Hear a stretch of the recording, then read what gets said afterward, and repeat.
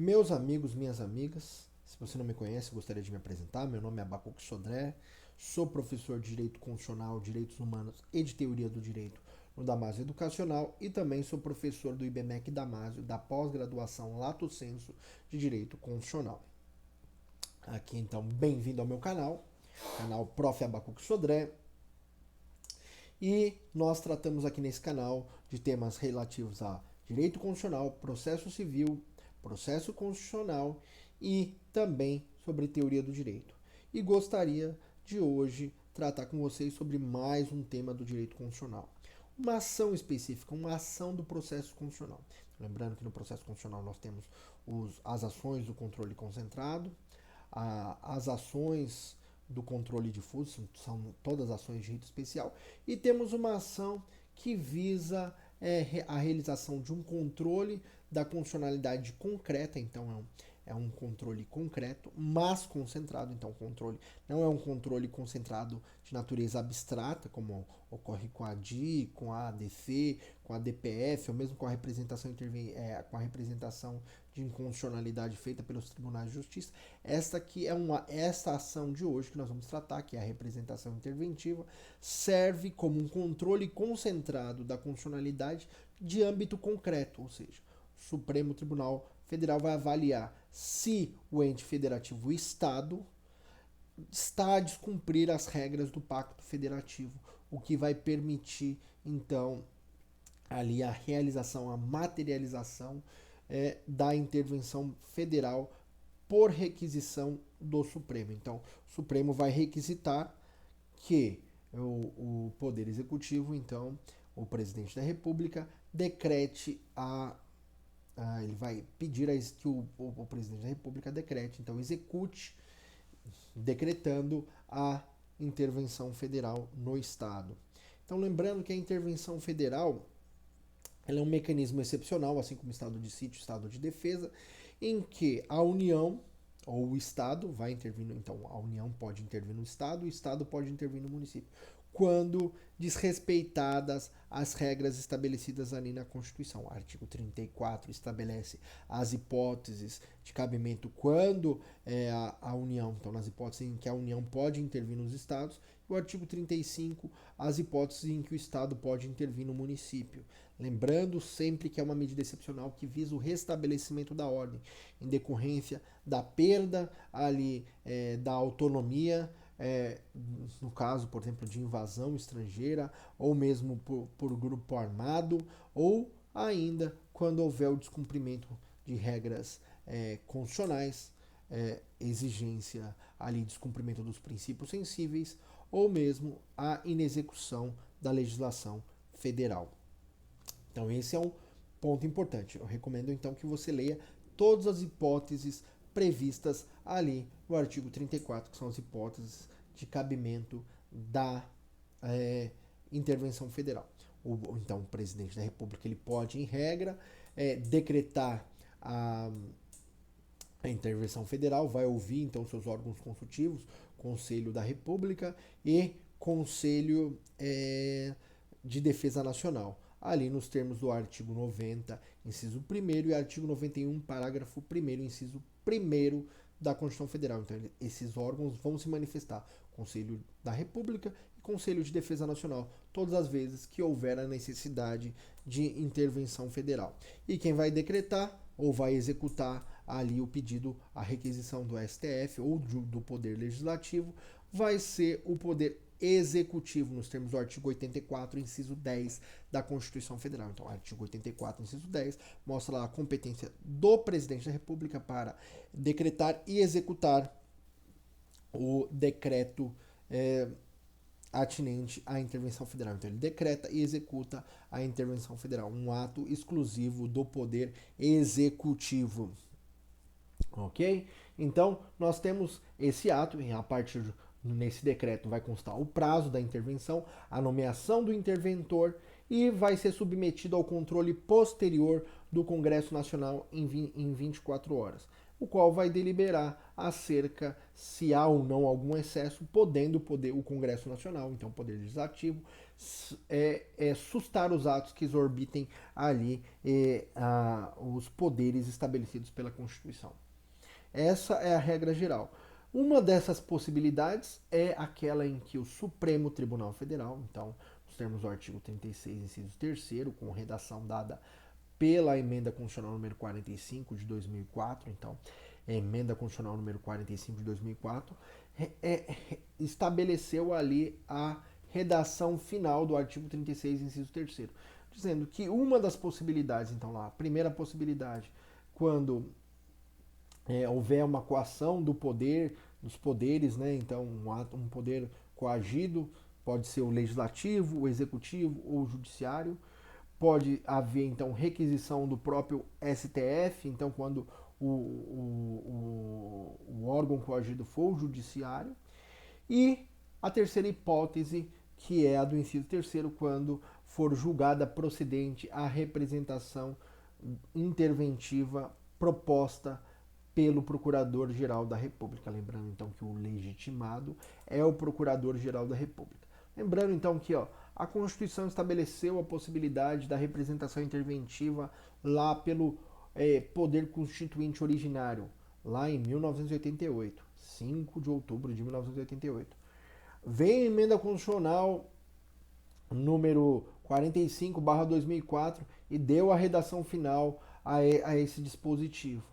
E apenas e tão somente em 2011 foi editada a Lei 12.562. Então, Lei 12.562, que disciplina o processo da ação de representação interventiva. Então, a ação de representação interventiva é uma ação de rito especial, cujo objeto, então, é analisar a violação dos princípios sensíveis ou descumprimento de lei federal por parte do ente federativo Estado e, ao analisar, decretar, então, declarar a violação, decretando a sustação do ato, então vai ordenar a sustação do ato. Caso o ato não seja sustado espontaneamente, vai ter como consequência, então, o decreto de intervenção federal.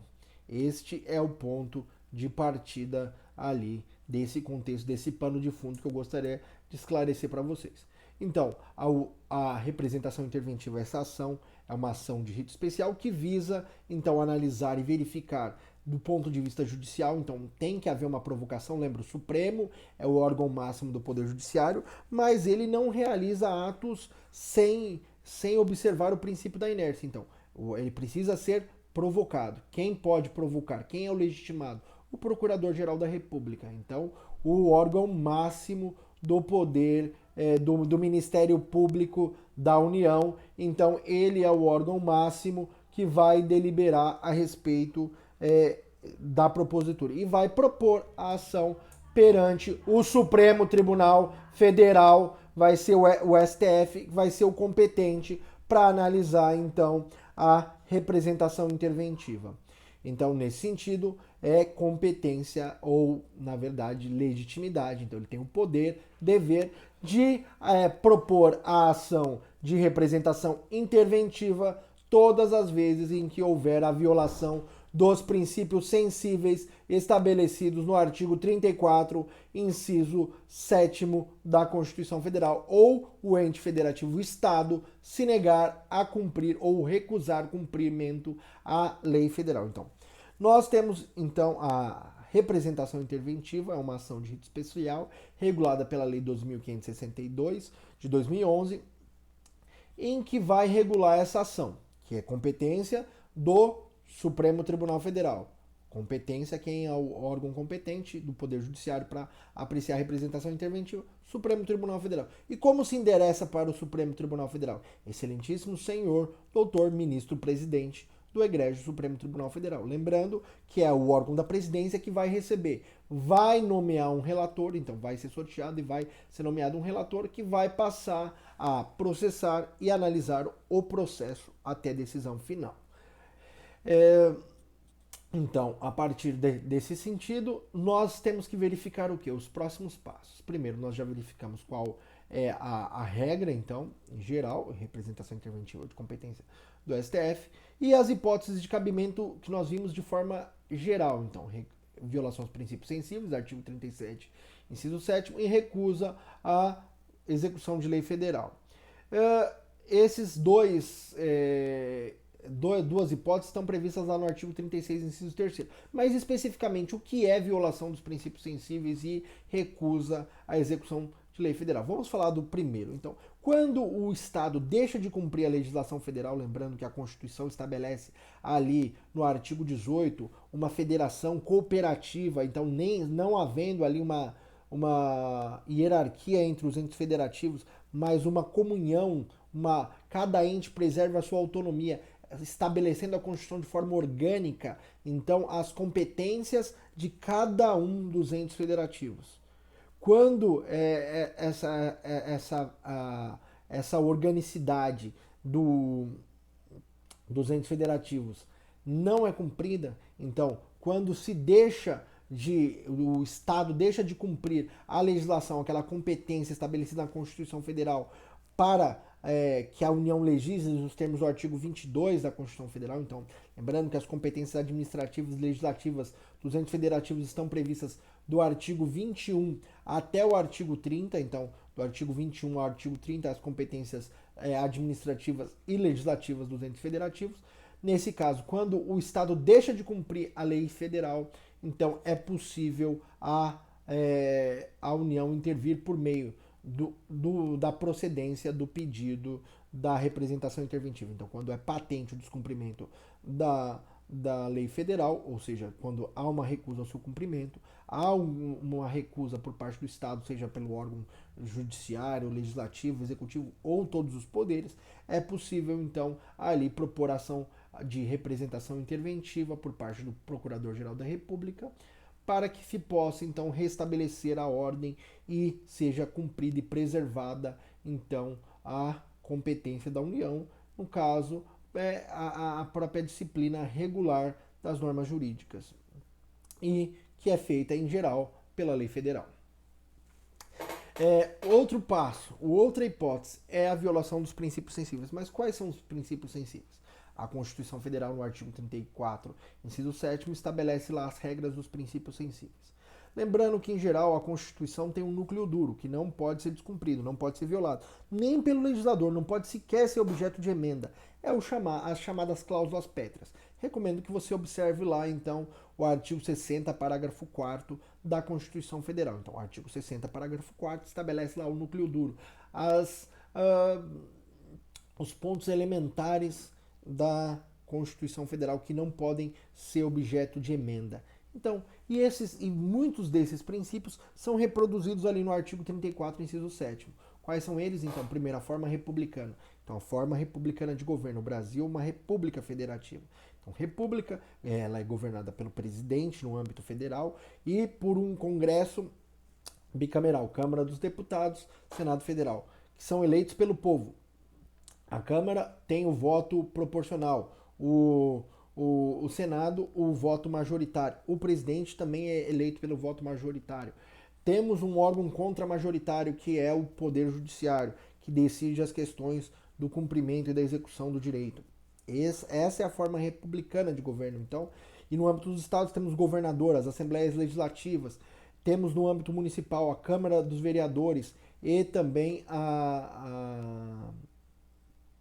o prefeito, o chefe do executivo. No âmbito do Distrito Federal temos a Câmara Legislativa do Distrito Federal e temos o governador do Distrito Federal. Essa é a forma, então, republicana e que se envolve numa federação formada por 4 entes. Nós temos o artigo 18 lá, União, Estados, Distrito Federal e municípios. Não há, então, uma hierarquia entre eles, mas uma divisão orgânica de competências administrativas e legislativas. Sistema representativo, então, e regime democrático. Sistema representativo. O governo é exercido pelos representantes do povo. Não é um governo direto, não é uma democracia participativa direta, mas uma democracia representativa.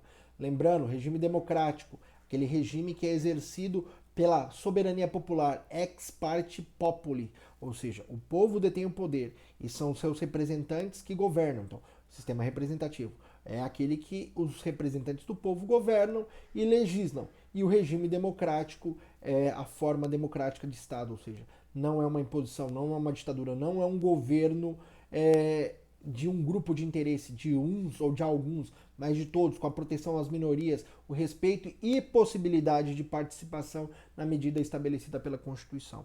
Essa, então, é a construção ali dos princípios republicanos, do sistema representativo e do regime democrático. Então, a forma republicana de governo, sistema representativo e regime democrático.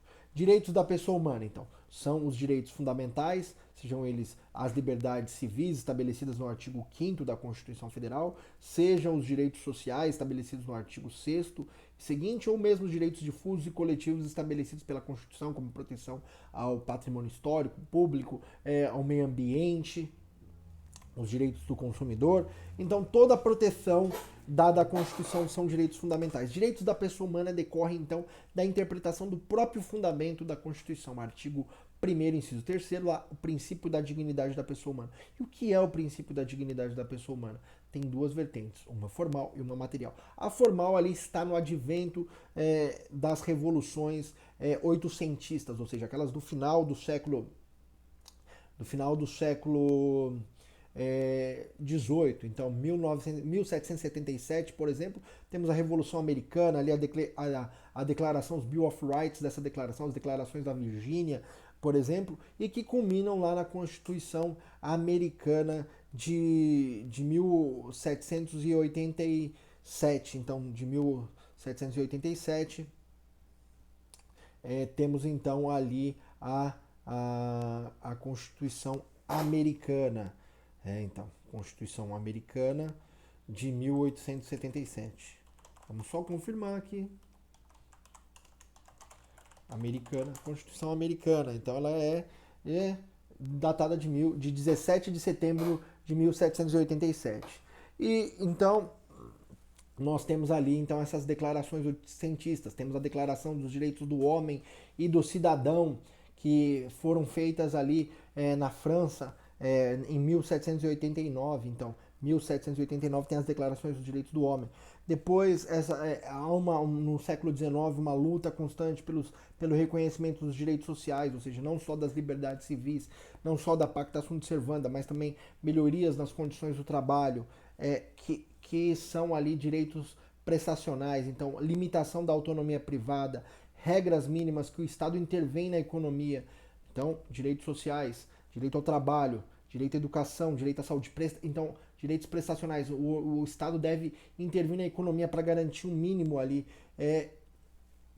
para as pessoas humanas, para as pessoas, para o cidadão. Então ali então tem os direitos sociais, que tem ali sua marca na Constituição de 1917 do México, e a Constituição da República de Weimar de 1919, também a Constituição da União Soviética de 1919. Ambas ali refletem ali a declaração e a assunção do compromisso dos direitos sociais.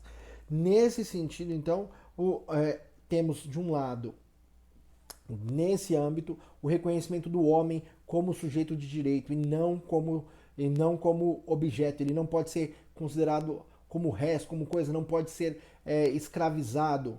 Então aqui há um reconhecimento, o homem não pode ser relegado ao estado de coisa, ele é o sujeito, ele é o destinatário de direitos, ele possui um feixe de direitos, esses direitos fundamentais. Ali surgem ali de uma teoria, por exemplo, justnaturalista. Ela é uma construção do justracionalismo, que o homem possui direitos inalienáveis e que são decorrentes da razão humana, que se extraem da razão humana, que são anteriores ao próprio Estado. E essa construção, a partir dessa teoria, esses direitos, esses supostos direitos naturais, seriam ali, então, positivados nas constituições.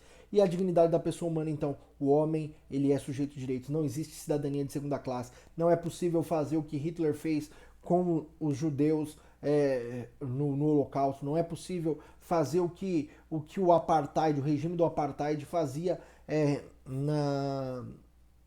na África do Sul, ou mesmo na Austrália, o regime do apartheid na Austrália com relação aos nativos. Então, nesse sentido, não há uma cidadania, não é possível uma cidadania de segunda classe, não é possível estabelecimento de condições diversas. Então, a preservação de todos são sujeitos de direitos e tem que ter igualdade de acesso, igualdade de oportunidade e um mínimo de intervenção. Esse é o ponto de partida da dignidade da pessoa humana sob o seu enfoque formal. E enfoque material? Enfoque material diz respeito propriamente dito ao mínimo existencial, ou seja, a um núcleo essencial dos direitos fundamentais. Existe um mínimo em que os direitos, apesar de colidirem entre si, e aí com a regra da proporcionalidade, se observa e se verifica em que medida esses direitos um restringe o outro, essa restrição ela não pode atingir o núcleo essencial dos direitos, ou seja, o mínimo existencial. Os direitos existem um mínimo protetivo. E aí essa é a vertente material da dignidade da pessoa humana, que também não pode ser violada. Se for violada, é considerado um princípio sensível. Se o Estado viola a dignidade da pessoa humana ou os direitos da pessoa humana, pode então haver a intervenção federal por meio da representação interventiva. Outro passo, autonomia municipal. Então, autonomia municipal. Lembrando que aquilo que a gente falou, os entes federativos possuem a mesma relação, não há uma hierarquia, há uma relação de coordenação entre eles, de distribuição orgânica de competências.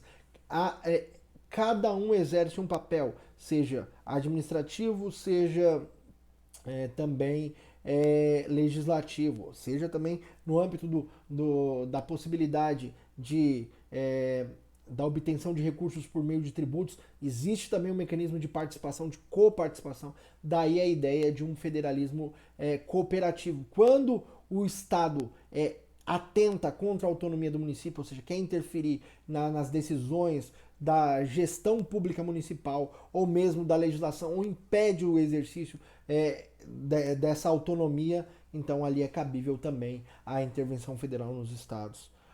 Outro passo, prestação de contas da administração pública direta e indireta. Lembrando que sempre a regra da administração é a publicidade, artigo 37 caput da Constituição. Como é feita essa publicidade? Como é feito? É só publicar os atos? Tá bom? Não, existe o princípio correlato da accountability, ou seja, da transparência, a necessidade de transparência e prestação de contas. E quem faz essa prestação de contas? Lembrando que o sistema ele é formado por poderes, todos os entes federativos possuem seus poderes, ressalvado o município, que só tem legislativo e executivo, mas em geral os estados e a União têm executivo, legislativo e judiciário, em que eles dividem então as atribuições, as competências, e com mecanismos de freios e contrapesos, de controles múltiplos, para que nenhuma dos poderes concentre e abuse do poder. Então, lembrando que a prestação de contas ela é feita para o Tribunal de Contas, órgão auxiliar do Poder Legislativo, então seja no âmbito da União, é feito essa prestação de contas para o Tribunal de Contas da União, nos estados para o Tribunal de Contas dos Estados, e nos municípios do Rio e de São Paulo existe o Tribunal de Contas do município, sendo vedado, a Constituição veda a criação de tribunais de contas municipais. Lembrando então que os municípios, em regra, se submetem, assim como o próprio Estado, ao Tribunal de Contas do Estado. E quem julga essas contas é o Poder Legislativo, no âmbito federal, o Congresso Nacional, no âmbito estadual, a Assembleia Legislativa, no âmbito do Distrito Federal, a Câmara Legislativa, e no âmbito dos municípios, a Câmara dos Vereadores dá a palavra final acerca das contas do Executivo. Quando o Executivo deixa de prestar contas, então, que é a administração direta e indireta, é caso de intervenção federal. Por fim, a última hipótese, então, a aplicação do mínimo exigido da receita resultante de impostos estaduais em educação e em saúde. Aqui, então, mostra que os principais direitos que são reconhecidos como prioridade pelo Estado brasileiro são aqueles atinentes à saúde e à educação. Então, saúde e educação, quando não há um mínimo, a aplicação do mínimo exigido pela Constituição Federal e pela legislação complementar, então é passível de intervenção federal. E qual seria esse mínimo? Vamos lá, então, no caso da educação. A educação, o artigo 212, lá vai estabelecer então que os estados e o Distrito Federal devem aplicar 25% da receita dos tributos que eles têm. Então, em educação, 25%, artigo 212 da Constituição Federal. Então, o artigo 212 da Constituição Federal vai estabelecer essa questão. Então, vamos abrir lá então, o nosso artigo 212 da Constituição Federal. Artigo, então, 212, eu recomendo que você abra comigo aqui o artigo 212. Artigo 212 da Constituição Federal. Caput, a União aplicará anualmente, nunca menos de 18, e os estados e Distrito Federal e municípios 25% no mínimo da receita resultante de impostos compreendidas a provenientes de transferência na manutenção e desenvolvimento do ensino. Então, para a educação, 25%.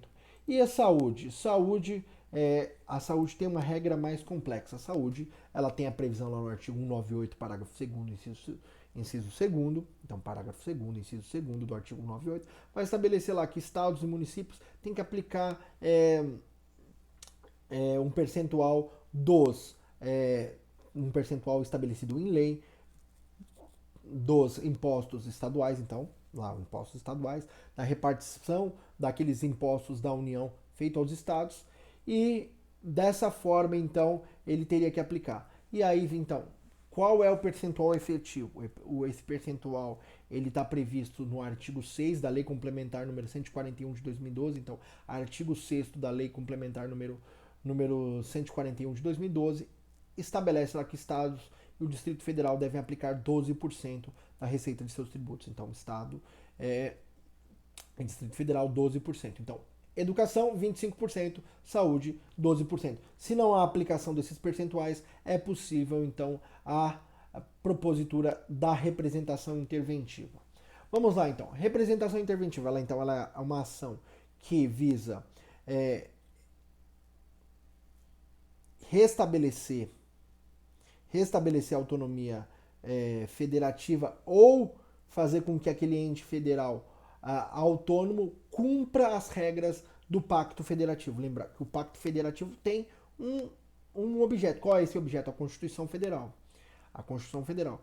E quando se deixa de cumprir, então, a legislação federal, há um descumprimento das competências, do reconhecimento das competências atribuídas pela Constituição Federal à União. Então, nesse sentido, seja a violação dos princípios sensíveis, artigo 34, inciso 7º, seja a recusa ao cumprimento à legislação federal, há a possibilidade ali da restauração da ordem e do pacto federativo por meio da intervenção federal, por meio da decisão do Supremo acerca da representação interventiva. Então, representação interventiva é essa ação de controle concentrado, concreto, acerca da execução do Pacto Federativo. Vamos lá, então. O legitimado ativo, aquilo que a gente sempre falou, é sempre o Procurador-Geral da República. Então tá ali, artigo 36, inciso 3º, e a Lei 12.562 de 2011 estabelece lá que o Procurador-Geral da República é o membro do Ministério Público que pode propor essa ação, é um único legitimado. Então, ali há um único legitimado para a propositura. E a petição inicial, como ela deve ser elaborada? Então, a petição inicial, em regra, lá, você sabe muito bem, artigo 319 do CPC, mas existe uma regra específica aqui também no artigo 3º da Lei 12.562 de 2011. Lei 12.562 de 2011, artigo 3º estabelece lá que o PGR deve indicar o princípio que ele considera violado, então um princípio sensível lá, artigo 34, inciso 7º, precisa indicar, então vai fazer a análise fática, vai dizer que houve a violação e vai indicar qual é o princípio que foi violado ou a lei federal que foi descumprida pela autoridade estatal. Então, o ato normativo, o ato administrativo ou a omissão questionada, lembrando que o descumprimento pode ser por a criação de lei contrária à da União, pode ser por um ato administrativo que negue cumprimento à legislação federal ou viole a Constituição, e lembrando que essa violação ela pode se dar por uma omissão, por uma inércia, então deixar ali de cumprir a legislação ou ficar inerte, imóvel, e aí lembrando que não só a ação, mas também a omissão são inconstitucionais. Então, um dos mecanismos de ofensa à Constituição por parte do ente federativo Estado é a possibilidade da inação, da omissão. Então, ali o procurador vai precisar apontar os fatos, dizer qual é o princípio que ele entende que foi violado, ou qual a lei que a autoridade deixou de descumprir, qual foi o ato normativo produzido, lei, ato normativo, ato administrativo ou omissão. E também vai fazer prova dessa omissão e ou da violação do princípio sensível da recusa do cumprimento da execução de lei federal. E o pedido é as suas especificações. Nessa ação, ela tem uma tutela provisória, como as ações de rito especiais têm tutela provisória, que o legislador, de forma técnica e precisa, entendeu que das ações de rito especial a tutela de urgência adequada é a liminar, então previu lá no artigo 5º, inciso, artigo 5º, então, da lei, artigo 5º, não tem inciso, então, artigo 5º da lei 12.562 de 2011, então, artigo 5º da lei 12.562 de 2011, prevê a possibilidade, então, da liminar. Quais são os requisitos da liminar? Fumus boniuris e periculo in mora. Fumus boniuris, probabilidade do direito, ou seja, probabilidade de violação de princípio sensível ou recusa do cumprimento da execução federal. Perigo de dano irreparável, de difícil reparação ou resultado útil do processo. A decisão não pode esperar até o final do processo. É preciso dar uma decisão para que seja suspenso o ato de forma indefinida, que os processos judiciais, administrativos ou a medida seja sustada de forma imediata. E que também os juízes deixem de aplicar e os administradores deixem de cumprir a medida objeto da ação interventiva, quando se trata de lei ou mesmo ato administrativo.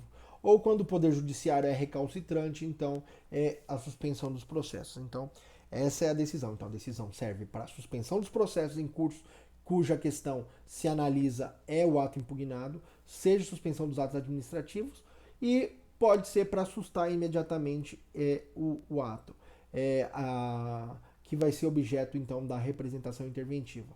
Necessidade, então, de votação feita, ela pode ser feita pelo ministro relator, mas ela deve ser referendada pela maioria absoluta dos membros do Supremo Tribunal Federal, ou seja, 6 ministros precisam votar a favor para deferir a liminar, então, para a suspensão do ato impugnado ou dos processos em trâmites que tenham o objetivo do ato impugnado.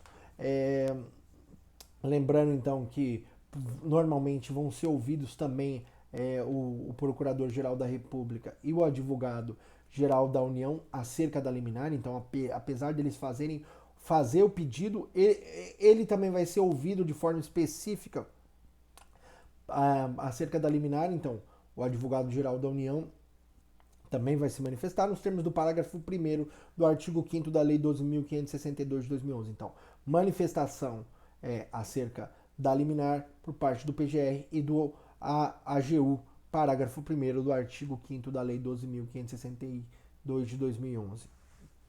Oitiva da autoridade responsável, então vai haver a manifestação da autoridade responsável pelo ato impugnado, defendendo então a sua constitucionalidade ou a não violação dos princípios sensíveis ou não recusa ao cumprimento da legislação federal, ou que essa legislação é inconstitucional, nos termos do artigo 6º da Lei 12.562 de 2011. Então, o artigo 6º da Lei 12.562 de 2011 vai permitir, então, ali o contraditório ampla defesa da autoridade responsável antes que o Supremo adote. Então, é um processo judicial em que vai ser realizado ali todos os mecanismos do devido processo legal. Vai ser ouvida a parte contrária e ela vai ter direito de defender o ato realizado, o ato ou a omissão.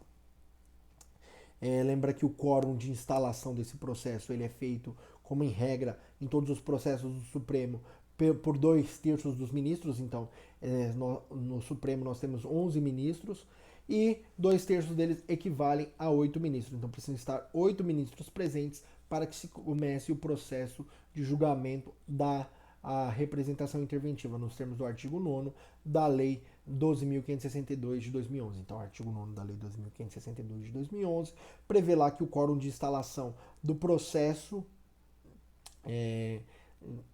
da representação interventiva deve prever a participação de no mínimo 8 ministros do Supremo Tribunal Federal.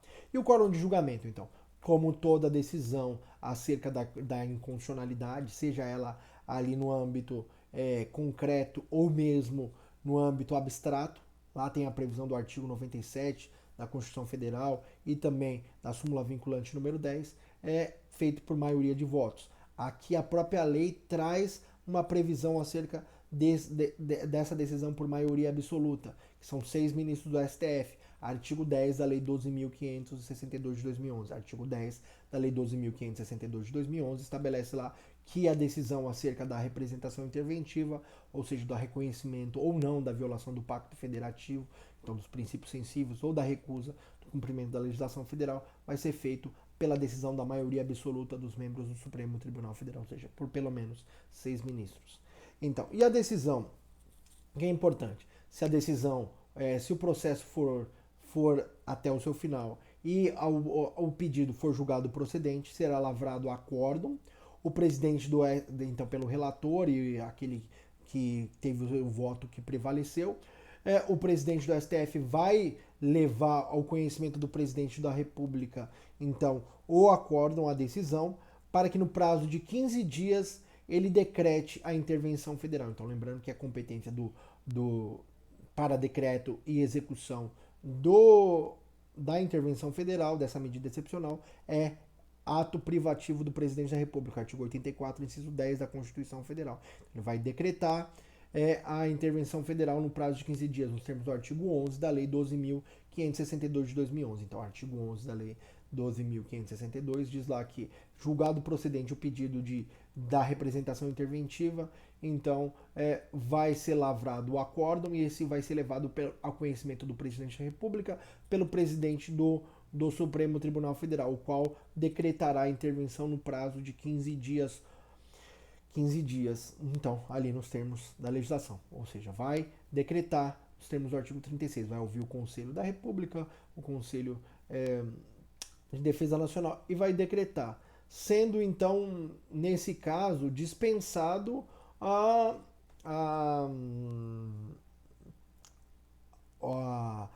submissão posterior ao Congresso Nacional. Essa decisão ela não vai ser objeto de análise por parte do Congresso Nacional. Se você abrir lá então o artigo 36, vamos abrir então o artigo 36 da Constituição Federal e você vai verificar lá no parágrafo 3º, lá que nos casos do artigo 34, inciso 6 e inciso 7º, que é o caso com violação dos princípios sensíveis, dispensada a apreciação do Congresso Nacional pela Assembleia Legislativa, o decreto limitar-se a suspender a execução do ato impugnado, se essa medida bastar ao restabelecimento da normalidade. Então, aqui no caso do artigo 36, parágrafo 3º, estabelece lá que não vai haver necessidade de oitiva do Congresso Nacional se o ato meramente for suspenso, ou seja, se houver a possibilidade ali, ou a parte vai cumprir espontaneamente, ou vai ser decretado e esse decreto vai suspender imediatamente o ato. Se essa suspensão bastar, então não vai ser ouvido o Congresso Nacional. Caso contrário, vai ser feito, então o decreto, o Congresso Nacional vai ter que se manifestar a respeito da extensão e do controle posterior dessa decisão. Lembrando que essa decisão, então, ela é irrecorrível e o artigo 12 da Lei 12.562 de 2011 estabelece que ela sequer é impugnável por ação rescisória. Então, como é um mecanismo do controle concentrado de caráter executivo ou mesmo concreto, porque ela analisa a violação por parte de um ente federativo do Pacto Federativo, então no âmbito ali macroscópico, então não é um controle difuso, mas um controle concentrado feito pelo Supremo, mas de caráter concreto, concentrado, mas concreto, não abstrato. Então existe o controle concentrado, que se diz em abstrato, ou em concreto. Em concreto, nesse caso aqui, é a intervenção federal, verificada ali o descumprimento dos princípios sensíveis, artigo 34, inciso 7º da Constituição Federal, ou a recusa ao cumprimento da lei federal. Esse é o ponto, então, importante. Não cabe sequer ação rescisória, artigo 12 da Lei 12.562 de 2011. Pessoal, essas eram todas as dicas que eu tinha para trazer para vocês, todas as lições básicas e elementares acerca da representação interventiva. Então, eu recomendo que vocês leiam então, o artigo 34 até o artigo 36 da Constituição Federal, que vai tratar da representação interventiva, o artigo 84, inciso 10. Leiam também ali o artigo 90 e o artigo 91, que trata do Conselho da República e o Conselho Nacional de Defesa Nacional, que vão ser órgãos opinativos, e recomendo que você leia também a Lei 12.562 de 2011, Lei 12.562 de 2011, que disciplina a representação interventiva, o processo então dessa ação de rito especial. Espero que vocês tenham gostado. Se vocês tiverem alguma dúvida, alguma questão, estou à disposição de vocês. É só você deixar aqui o seu comentário, o seu feedback, que nós responderemos com brevidade. E se você gostou, deixe o seu like, que isso vai ser importante para que nós possamos continuar então ali a fazer o melhor possível e compartilhar conhecimento, porque amor e conhecimento são duas coisas muito boas que dividindo se multiplicam. Divida sempre conhecimento e amor, porque a sua vida vai ser sempre produtiva. Um forte abraço e até o nosso próximo encontro.